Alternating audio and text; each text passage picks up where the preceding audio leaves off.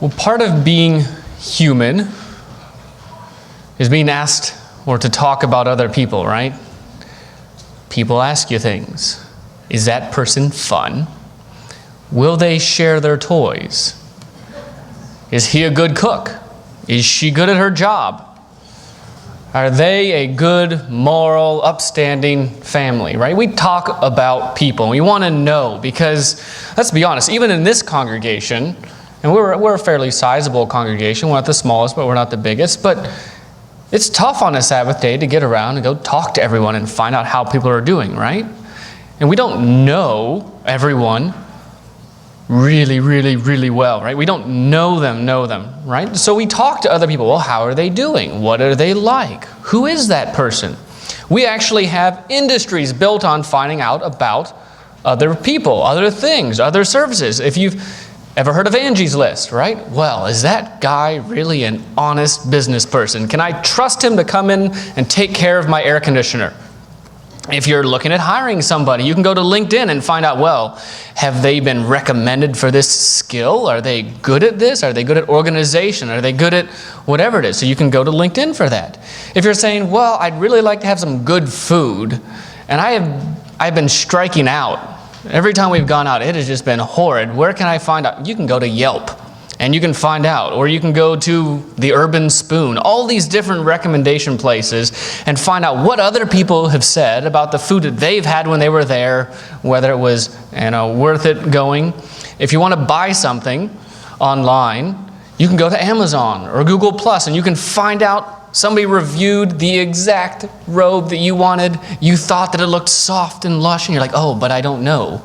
So I'm going to read these 110 reviews from someone else and see what they had to say. But we ask about these things, right? We want to find out. We want to find out. All of this is to find out about somebody else, about something else, that person, the person that's selling you something, the person that's going to be your friend, the person that's going to do a service for you. Can I trust them? Can I trust them? Right? Well, what if somebody asked you about me? What about that Nathan character? What if somebody asked me about you? What if somebody asked Jesus Christ about each of us?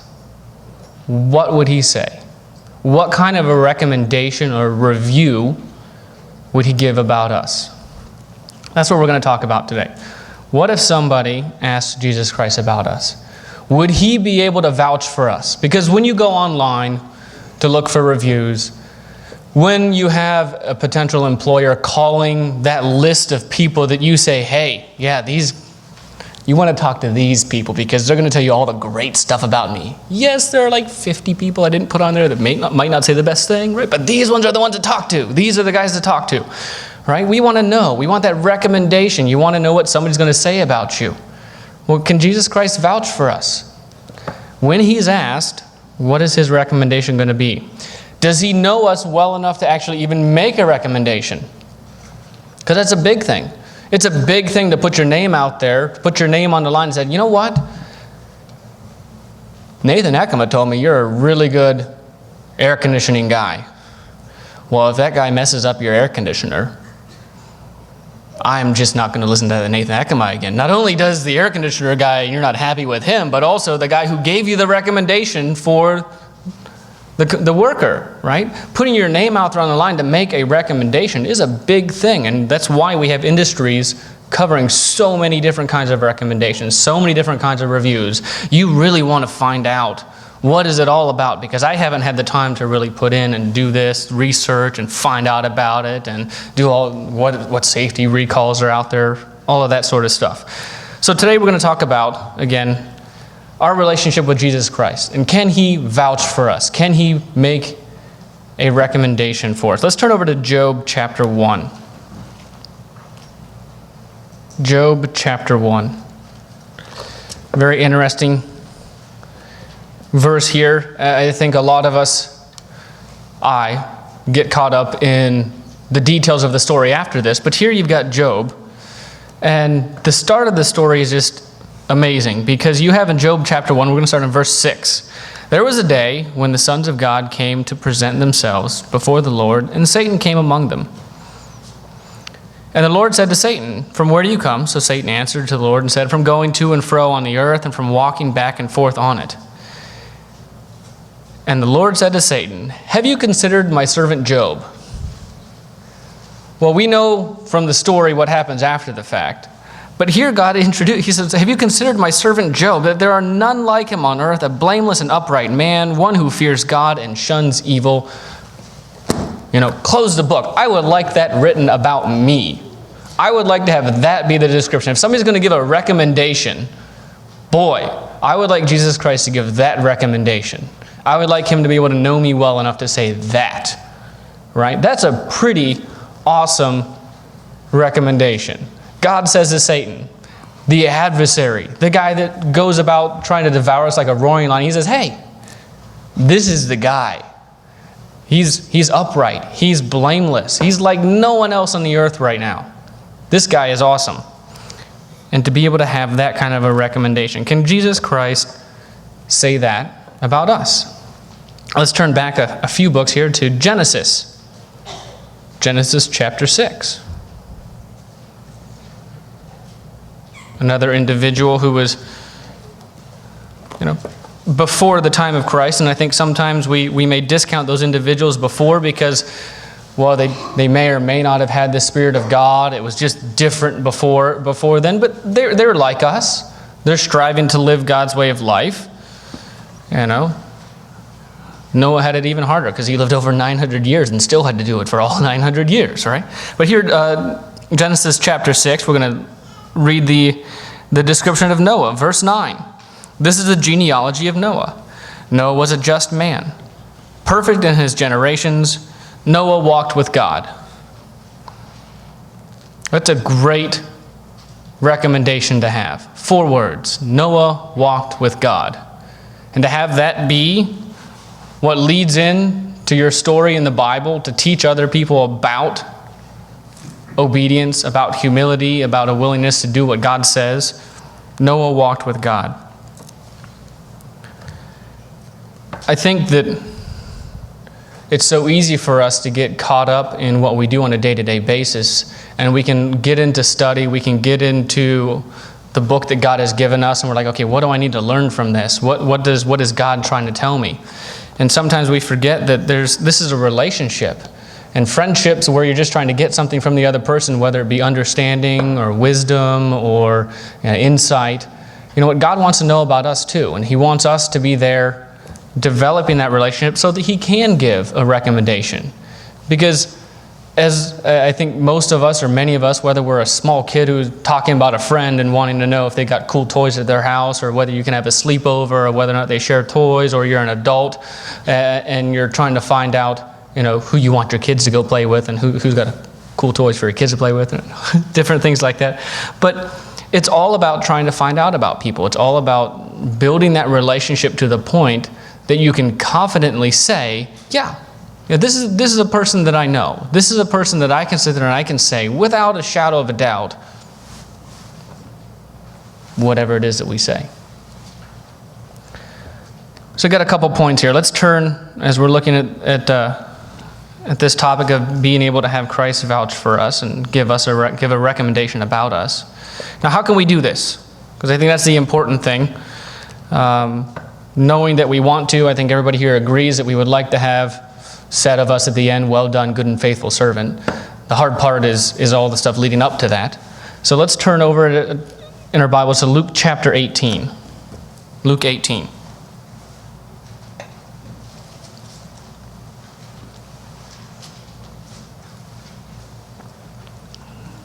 So how can we get Christ to be able to give us one of those recommendations, those glowing recommendations like we heard about with Noah and with Job? If you want to go read more of those, go to Hebrews. All these testaments of individuals that have lived the way of life that we know are going to be there. They are, written into the book of life. Here in Luke, I should actually turn to Luke 18. Luke chapter 18. We're going to start on verse 1. But this first point, how can we get Jesus Christ to vouch for us, to give us this kind of recommendation?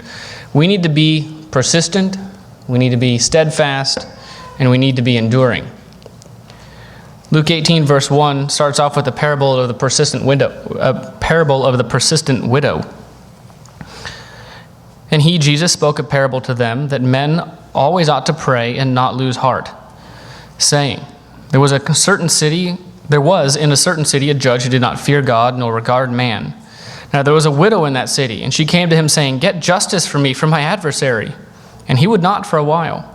But afterward he said within himself, Though I do not fear God nor regard man, yet because this widow troubles me, I will avenge her, lest by her continual coming she weary me. And the Lord said, Hear what the unjust judge said, and shall God not avenge his own elect who cry out day and night to him, though he bears long with them? I tell you that he will avenge them speedily. Nevertheless, when the Son of Man comes, will he really find faith on the earth?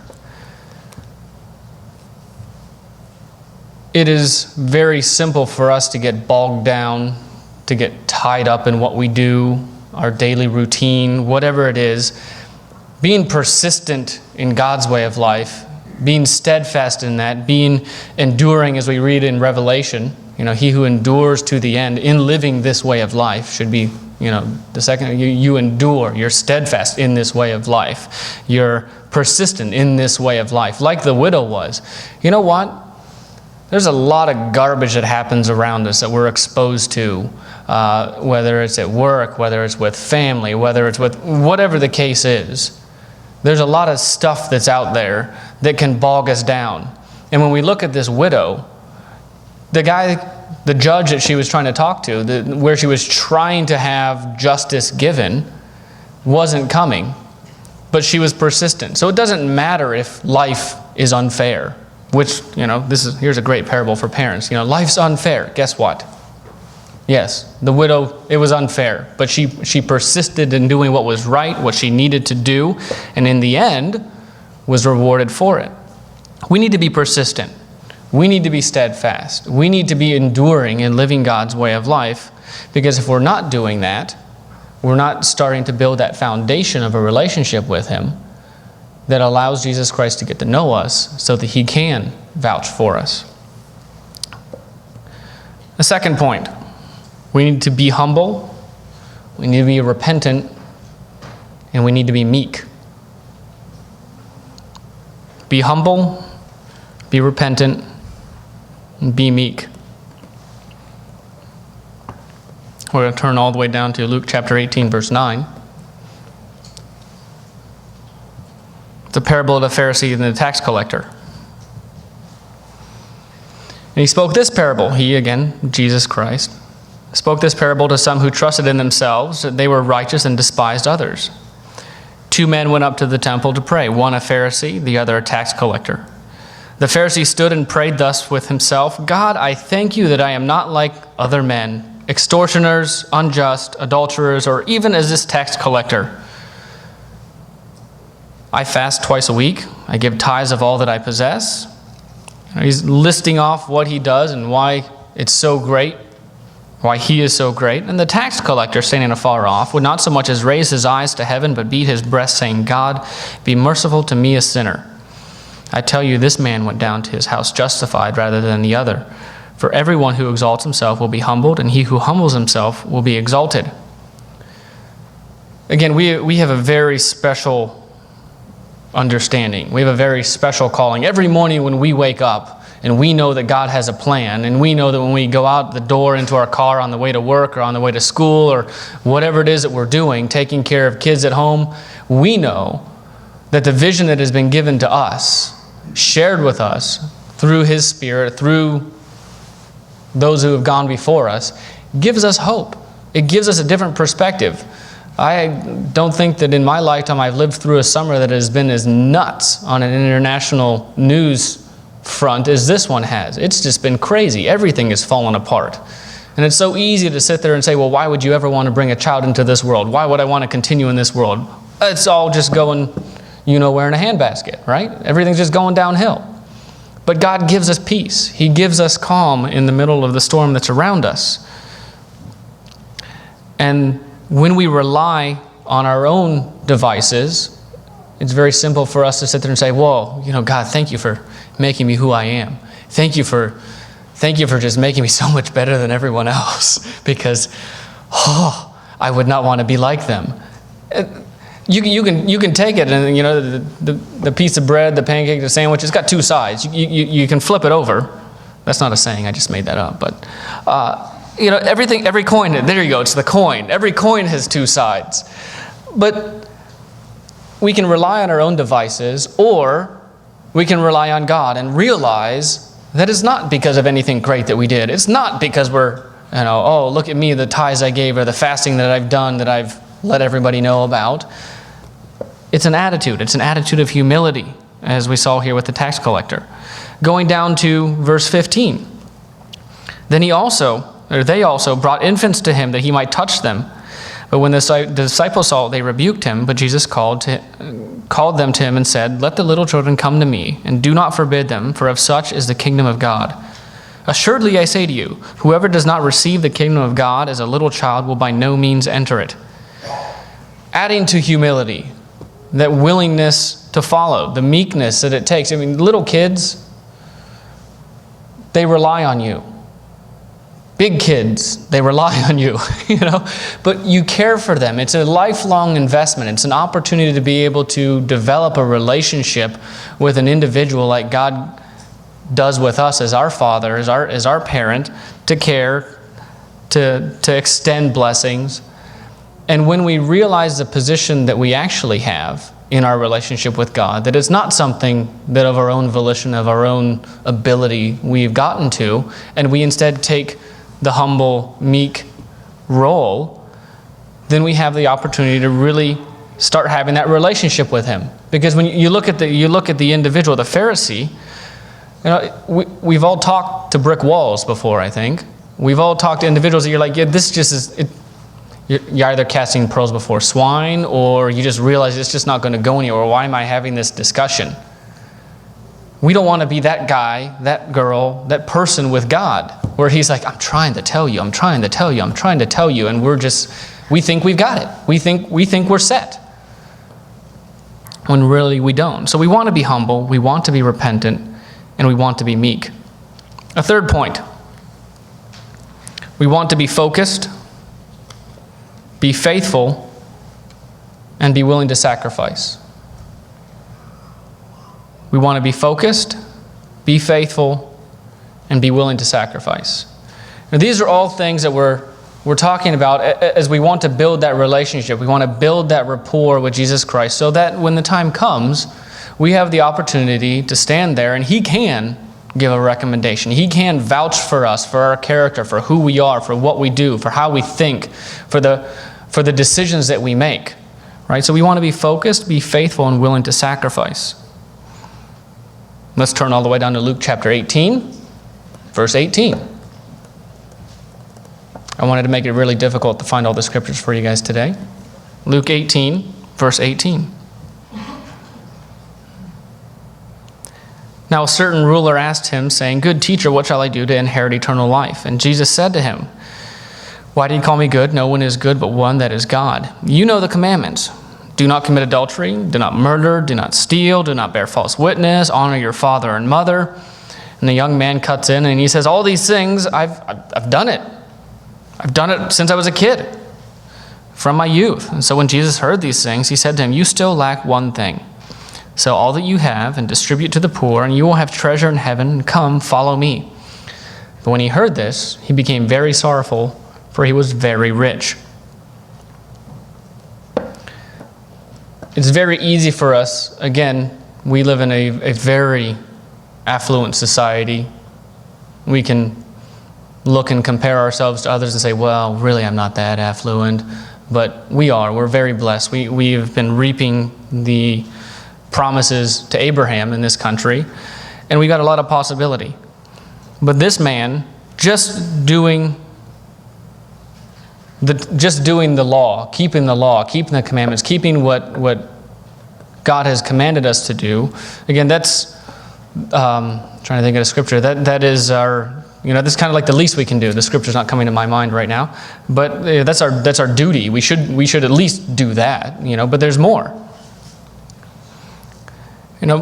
But this young man here, he was focused on what it was so much that on what it was that he had to do. And I find myself doing this where I like a checklist. I like to know exactly what I have to do in front of me, right? And so it makes it easier because then I can just say, yes, I'm doing this. But there's a relationship that he was lacking because it was faith. He was missing something. He's like, well, I have all of these things. You can do all of these things, but without the relationship with God, without the faith that he's going to take care of you no matter what, then, well, you're missing something. And your faith is not in God, but your faith is in your stuff. Sometimes we need to refocus. This young man needed to focus, know that God was going to take care of him, be willing to make those sacrifices, and to exercise his faith. It goes on, verse 24, when Jesus saw that the young man, that he became very sorrowful, he said, how hard it is for those who have riches to enter the kingdom of God. For it's easier for a camel to go through the eye of a needle than for a rich man to enter the kingdom of God. Those who heard it said, who then can be saved? And he said, the things which are impossible with men are possible with God. And then Peter said, see that we have left all and followed you. And Christ said to them, assuredly I say to you, there is no one who has left home or parents or brothers or wife or children for the sake of the kingdom of God, who shall not receive many times more in this present time, and in the age to come, eternal life. It's hard for us to balance grasping onto something that is nebulous, that we read about, that we haven't seen, that we know that the patriarchs through Hebrews, they had a vision of it. We can, see it through a glass dimly, but it's not something that we grasp. We're like Thomas sometimes. We just want to touch it and really know that it's real, so I know that I've got something tangible here that I'm following. But it takes faith. It takes faith. That relationship with God, with Jesus Christ that we're trying to build so that he knows who we are. He wants to know that when the time comes, we're willing to put him first. We're willing to go out and not say, well, no, I think I know it better. I'm going to have faith in this thing that I've constructed over here, whether it's my house or my business or my wealth or my whatever it is, something that is not God. Are you going to have the faith? Are we going to have the faith to follow him no matter what? We need to be focused. We need to be faithful, and we need to be willing to make those sacrifices. Because through all of this, the interesting thing that we have as an opportunity is we actually have an elder brother who's gone through and he's already done it. And he has been put in a specific position because he has experience. He's been put in a specific position to be able to vouch for us. Because there's nothing worse than having somebody who hasn't tried the product, hasn't had the service done, write a review. You're like, you did not buy that bag of coffee because that had a burnt taste and you said it was lovely, it had a great bouquet. You didn't actually try the product. Worst review ever, unhelpful. Whatever you write, But people who don't know where you're coming from, people who don't know what the experience really is, have a hard time relating. And so we have an older brother who's gone through it. We have an elder brother who has experienced this life, has had the difficulties that we've had, so that he can vouch for us, so that he can be there beside God saying, oh yeah, I know them, right? There's an interesting sermon, it's called The Power of Intercessory Prayer by Mr. McNeely. He talks about this role that Jesus Christ has.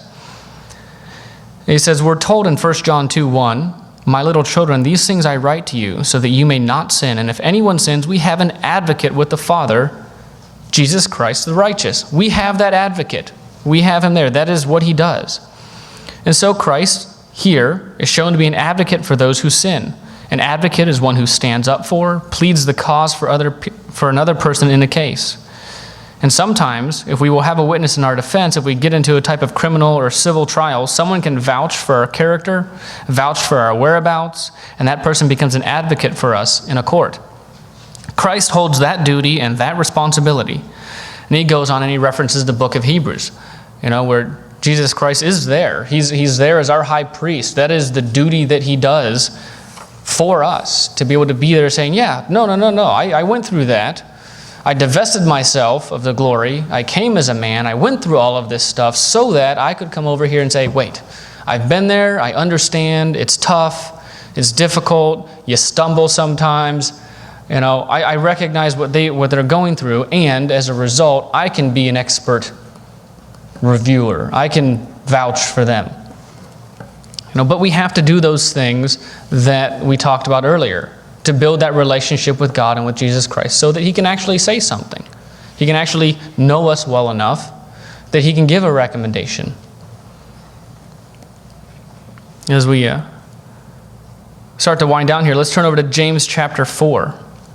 James chapter 4.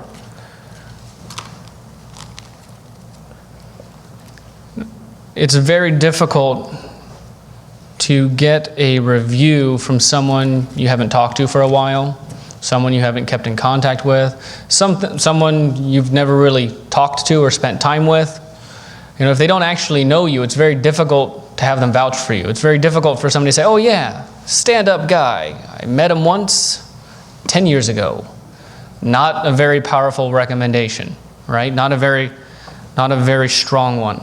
And here in James chapter 4, verse 8, we're told, draw near to God, and He will draw near to you. Cleanse your hands, you sinners, and purify your hearts, you double-minded. Lament and mourn and weep. Let your laughter be turned to mourning and your joy to gloom. Humble yourselves in the sight of the Lord, and He will lift you up. When we take the time to get to know our Father, when we take the time to step out of our center of the universe existence where we are the center, right? When we step out of that and we realize that God has a plan, and we remember that God has a plan, and we remember that He's working with us, and that it's through Him that we have these opportunities, we take that time to get close to Him. We take that time to get to know Him. We take that time to read the book, but also to let Him get to know us, to show Him through our actions that we are willing to be meek, that we're willing to be humble, that we're willing to endure through difficult times, that we're willing to sacrifice. And He gets to see us. And it's whatever the length of time that our life is, right? He gets to see us making those decisions, just like you saw with Abraham, seeing a lifelong trend that he can say, yeah, they got to know me. I knew so-and-so for 50 years. I'll tell you what, great person. They were really trying. And whenever they fell, they picked themselves back up.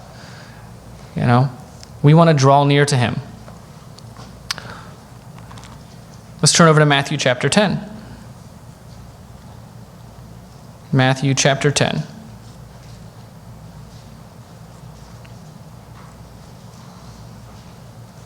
We're going to start in verse 32. Matthew 10:32.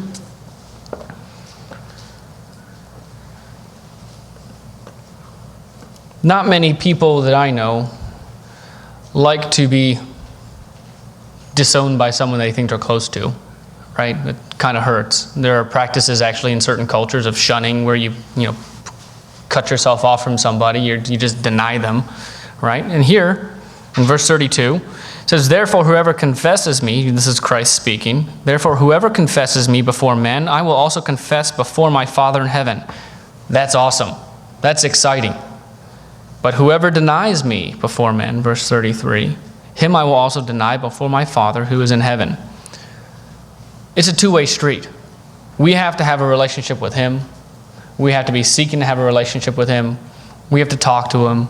We have to listen. It's that back and forth, just like a friendship. We need to get to know Him. We need to draw near. We need to confess Him. We need to be excited about the relationship that we have with Him. Closing, let's turn over to Matthew chapter 7. We have a wonderful opportunity because we have an advocate, because we have someone who we have the opportunity to really get to know like none other. When you're trying to let somebody in to get to know you, humanly, we can put up a lot of barriers, we can put up a lot of walls because we want to protect ourselves, but we have this no-holds-barred relationship potential with our Father, with our elder brother, to let them know what we're going through without having to worry about getting hurt because we know they've got our back. We have this opportunity to really let them know who we are, why we make the decisions that we do, where our heart really lies. We need to take advantage of that, because if we don't, Matthew chapter 7, verse 21, not everyone who says to me, Lord, Lord, shall enter the kingdom of heaven, but he who does the will of my Father in heaven.